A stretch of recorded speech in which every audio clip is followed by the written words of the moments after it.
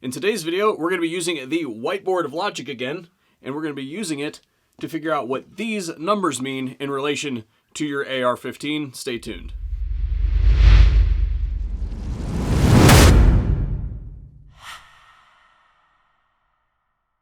So I recently published a video that had a hint about an AR-15 build project that I'm currently working on, and there were several comments in the section down below of people demeaning the use of a carbine gas system.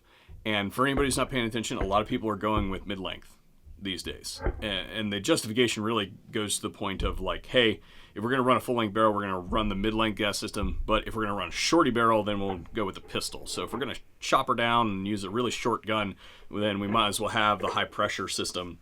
Carbine and rifle are still in the mix. A lot of what people will use to justify the use of the mid-length system is the Crane report. And I'm going to have a link in the description box down below where you can find the Crane report, read it. But for the cliff notes for you older people like me, and the spark notes, I guess is what they call them now, is that Crane basically said that carbine systems get dirtier faster and are harder on their parts. Duh. I'm not trying to demean their work. Their work is really important at Crane. Like they do a lot of really good stuff, but anybody could have told you that. How many millions of dollars did that cost? Again, I'm not trying to demean their work. I'm being facetious. Yeah, carbine systems are going to dirty faster and they are going to be harder on their parts because they have a higher input pressure. So if we go to the whiteboard for a second, what we have here is this is your rifle system. So a rifle, this is all 16 inches, by the way. A rifle has a 12-inch length between the headspace of the barrel and the gas port. 12 inches. That leaves us 4 inches of barrel left over for what we call our dwell time, which is the time the bullet has pressurized the gas system and has not yet left the barrel. So basically the time in which the gas system is pressured. So you got to think of it in terms of how much, how long. The rifle system gets a 15,000 PSI load of gas and pressure flow volume. We're going to pretend like this number is actually what reaches the carrier, even though that's not really true because of the length of the gas tube. But at the gas port, this is what we're getting. 9 inches up the barrel.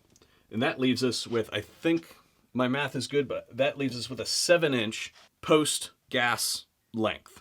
So the bullet passes the gas port, the gas system is now pressurized, and then you have 7 inches that you can then use to derive the time that the gas system is under pressure. You get the idea.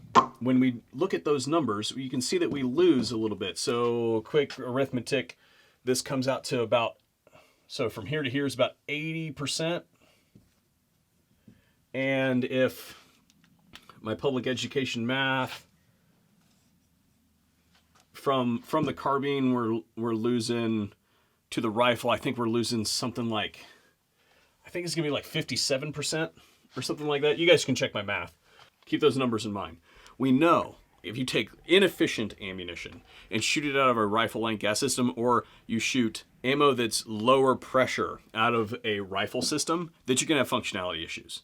And the reason that is we're just not getting to this 15,000 number with that ammunition. It's just lower, and therefore the system's not being properly pressurized for the right amount of time, and we're getting short stroking at this. Now, rifles shoot really, really nice. Like if you ever get used to shooting like a pistol, like a 300 blackout pistol, and then you go pick up a 5.56 rifle with a rifle length gas system, man, I tell you what, they shoot super flat, don't hardly move at all, almost no recoil. Great. The problem is, once you start running lower powered ammunition, they start to suck. That also goes to dirtiness. As the rifle gets dirtier, it's going to run out of that runtime much faster. So the runtime on a rifle is going to be substantially less than the mid-length, which is going to be substantially less than the carbine, because we're just getting that much less dirty versus number of rounds. If we just start plotting this, we're going to leave rifle out of it. And we're just going to compare mid-length and carbine, because that's really what this is about, mid-length and carbine. We're just having rifle up there as a reference point. If we take carbine, and this is the rate at which the gun gets dirty. totally not quantitative. There's going to be a saturation point where the part can no longer get any dirtier. And what I mean by that is we've now saturated all the internal spaces where the gun can't really get any more surface dirt. All it can do is start stacking that dirt on top of each other. So once we've reached that saturation point where we're going to say a large percentage of the surface area of the inside of that gun is covered, we're going to start to see the rate of dirtiness level off a little bit. So it's just going to kind of stabilize to, it's still going to go up. Like it's still going to continue to get dirtier as you shoot it, but it's going to have a lower rate. That's what we're showing here, is that it's going to be, once it gets saturated, it can't get that much dirtier except for stack the dirt on top of each other. You can't just move it around. If this is carbine, then looking at the Crane report, we would say that the mid-length goes more like this. It does not get as dirty per round as the carbine. But once it's saturated, we can't really get any dirtier. And it's just going to continue to match. So, knowing that, when we start looking at these numbers, if we start another plot, and on this plot we're going to do efficiency versus dirty. So we start at 100% efficiency on both guns when we haven't shot any rounds through the gun. Eventually we're going to have our saturation point just like there in the previous plot. The carbine is going to lose efficiency faster than the mid-length, right? So carbine, mid-length, because it's going to get dirtier faster. Therefore, it's going to lose efficiency faster. However, once we saturate and we level those back off, we're going to see that eventually, and if we have enough space, that those two are going to coalesce. At some point, they're going to meet. Where the carbine, because it has a higher input pressure, is going to run longer than the mid-length system. At some point, this pressure difference between the two, that 20% that we're missing, is going to start to make a difference. And the reason that I prefer a carbine length gas system in my ARs is because, from my experience, having had hundreds of ARs pass through my fingertips over the course of my career, I can make a carbine length gas system gun run almost indefinitely. I will absolutely have to clean a mid-length gas system to get it to continue to run.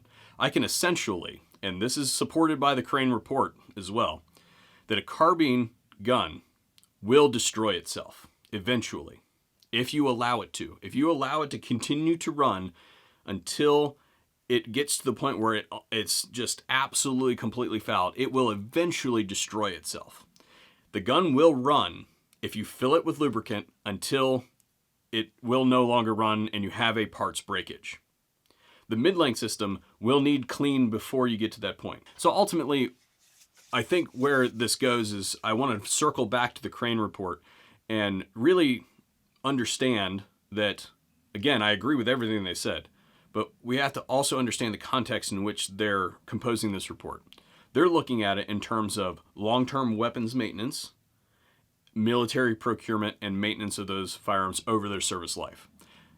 That's, no offense, not what the majority of people in the United States are looking at their firearms for when they're purchasing a gun.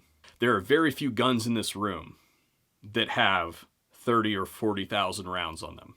Most people can't even really conceptualize what 30 or 40,000 rounds of 5.56 looks like, let alone will ever shoot it in their lifetime. I have a machine gun, and I don't worry about that sort of stuff, okay? Again, there's two different things that we're looking at. You cannot equate the two. And what I look at when I look at a carbine versus a mid-length system is when I'm selecting a gun with a carbine length gas system, it's because I plan to run the crap out of that gun with as few cleanings as I can possibly get by. And that's why I select carbine length gas systems, because I have to clean my mid-length guns 2 or 3 times more often than I have to clean the carbine guns.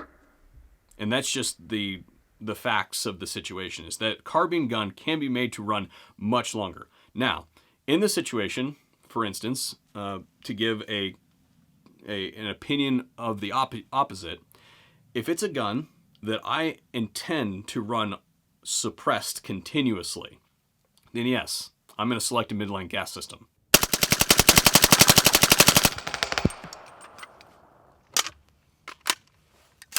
I want you to think about it like this.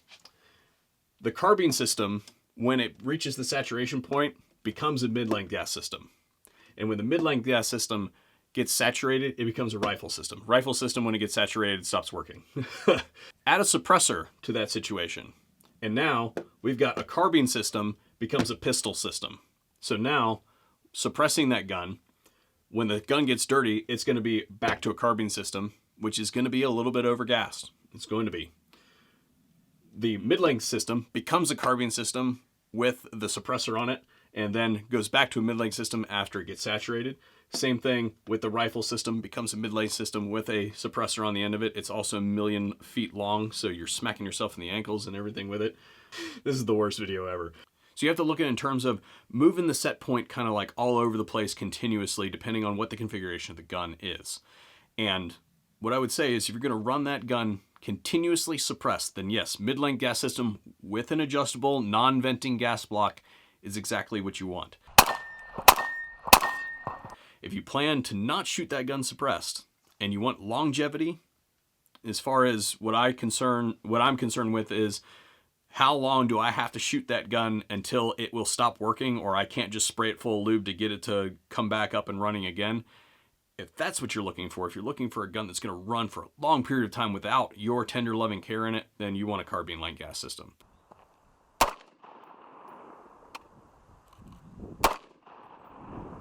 Well, that's my spiel on carbine versus mid-length gas system. I've been kind of rolling this one around upstairs for a long period of time. I have had a lot of writer's block recently. I'm out of my element because I can't physically go to the gym to work out. I have to go to the garage to do it, so I don't get that break every day, and it's kind of messing with my mind a little bit. But this one was brought up by you guys, the viewers, commenting in the comment section down below. I don't mean this as any disrespect. I do understand, though, that there are lots of people that read something on the internet and they take it as face value. I'm here to tell you that maybe everything you read on the forum may not be exactly what you think it is. Also, you have to consider the context of the information that you're receiving from the source that you're receiving it. I hope that you guys enjoyed this video, found it interesting or informative. I just wanted to provide some differing perspective from someone who does shoot a fair amount, more than the average Joe. And my experience is that I want the other thing that nobody wants. And that's not just because I'm a natural contrarian.